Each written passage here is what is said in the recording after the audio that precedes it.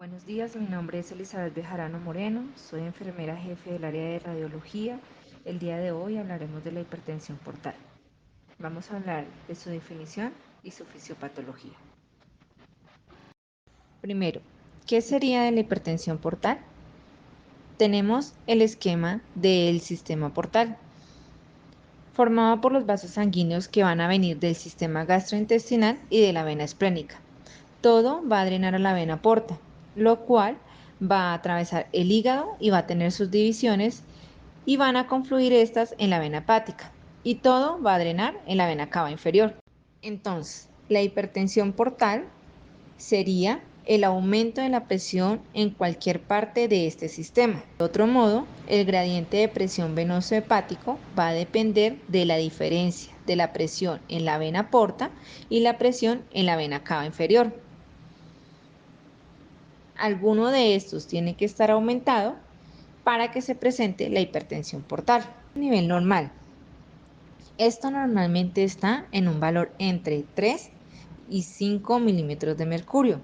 Superior a esto, hablaremos de hipertensión portal, pero para que ya tengamos manifestaciones clínicas, tiene que ser mayor o igual a 10 milímetros de mercurio. Este gradiente de presión venosa hepática, según la ley de Ohm, va a estar determinado por dos factores, por el flujo y por la resistencia.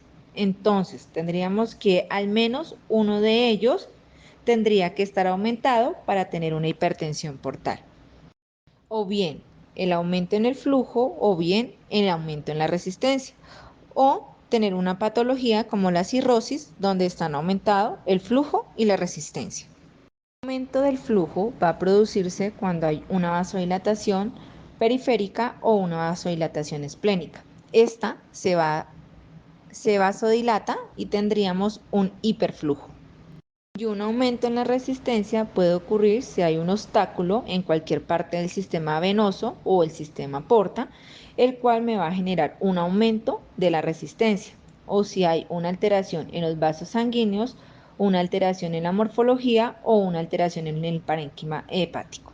Entonces, otra forma de clasificar o otra forma de entender la hipertensión portal es si lo evaluamos a nivel prehepático, a nivel hepático o a nivel poshepático. A nivel prehepático, ¿qué podemos decir? Esto ocurre si tenemos una trombosis en la vena porta o una trombosis en la vena esplénica. Esto me va a condicionar que aumente la resistencia. A nivel hepático, si tenemos una enfermedad, me va a dañar el parénquima hepático, como es el caso de la cirrosis.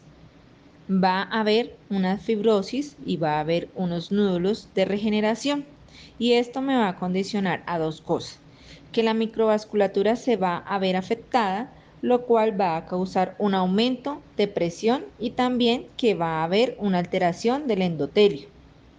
Los factores que van a contribuir a una dilatación van a estar disminuidos y los que van a contribuir a una constricción van a estar aumentados. Va a haber un desbalance. Entonces, en términos generales, aumenta la resistencia por alteración de la microvasculatura y porque va a haber una vasoconstricción. Esto ocurre, como ya lo mencioné, en la cirrosis, o también tenemos casos como esquistosomiasis o enfermedades veno-oclusivas. Si hablamos de hipertensión portal a nivel poshepático, lo más representativo es la obstrucción del drenaje venoso. Esto ocurre si hay una trombosis, como por ejemplo a nivel de las suprahepáticas. En esta imagen podemos ver a este nivel o a este nivel hepática o suprahepática. Esto se presenta en el síndrome de Budd-Chiari. ¿Cuáles serían los signos y síntomas o cuadro clínico de la hipertensión portal? La hipertensión portal me va a condicionar el desarrollo de ascitis. En el contexto de un paciente cirrótico me va a presentar una encefalopatía hepática. En el desarrollo de la circulación colateral, entre las más características están las venas esofágicas y la circulación en tipo de cabeza de medusa. Estos serían los síntomas y los signos que se presentarían en los pacientes de hipertensión portal. ¿Cuál sería su tratamiento? Existen dos tratamientos para realizar. El primero es a nivel endoscópico y el segundo sería a nivel intervencionismo por radiología. Voy a explicar a nivel endoscópico como para que tengamos conocimiento qué sería o qué consiste en la esclerosis o la ligadura. También a nivel endoscópico se podría hacer con medicamentos como beta bloqueadores, beta o nitritos como el propanolol o el isorbide, que nos ayudan a disminuir la presión en la vena porta y reducir el riesgo de las hemorragias recurrentes. Si la primera alternativa a tratamiento no controla con éxito, se necesitaría un procedimiento de descompresión para reducir la presión en estas venas, el cual es conocido como derivación portosistémica intrahepática transyugular, o sus siglas en inglés como TIPS, lo cual lo realizamos en hemodinamia, y el fin de este procedimiento percutáneo es conectar la vena esplénica con el riñón izquierdo para reducir la presión de las venas varices y controlar la hemorragia. ¿Qué exámenes deberíamos realizar para descartar o confirmar si tenemos una hipertensión portal? Primero, la evaluación de la historia clínica del paciente, un examen físico, unas pruebas de sangre, a nivel de radiología, un angiograma, un ultrasonido como una ecografía y también, como les mencionaba anteriormente, una endoscopia. De las pruebas sanguíneas debemos conocer que lo importante es saber cómo está la función del hígado. Existen varias pruebas sanguíneas, pero las que tenemos que tener en cuenta son las trasaminasas, el asparto de trasaminasa, la fosfatasa alcalina, las albúminas, la bilirrubina, el lactato de deshidrogenasa, los tiempos de protrombina. ¿Qué intervención se realiza en imágenes diagnósticas? La intervención que se realiza en imágenes diagnósticas es conocida como la derivación portosistémica transyugular hepática o TIPS.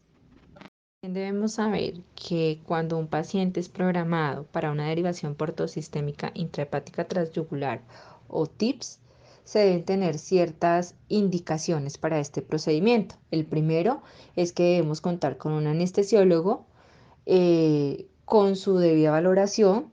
También en estos momentos de pandemia debemos tener en cuenta el reporte de la PCR, los laboratorios como los tiempos de coagulación.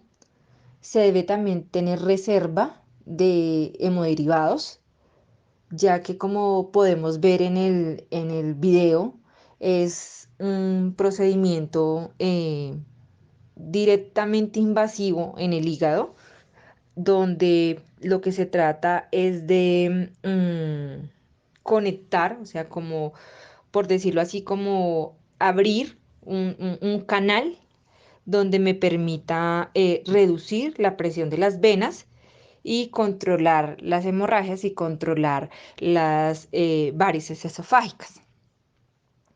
También debemos contar con una unidad de cuidados intensivos en dado caso que el paciente la requiera. ¿Cuáles son los cuidados de enfermería?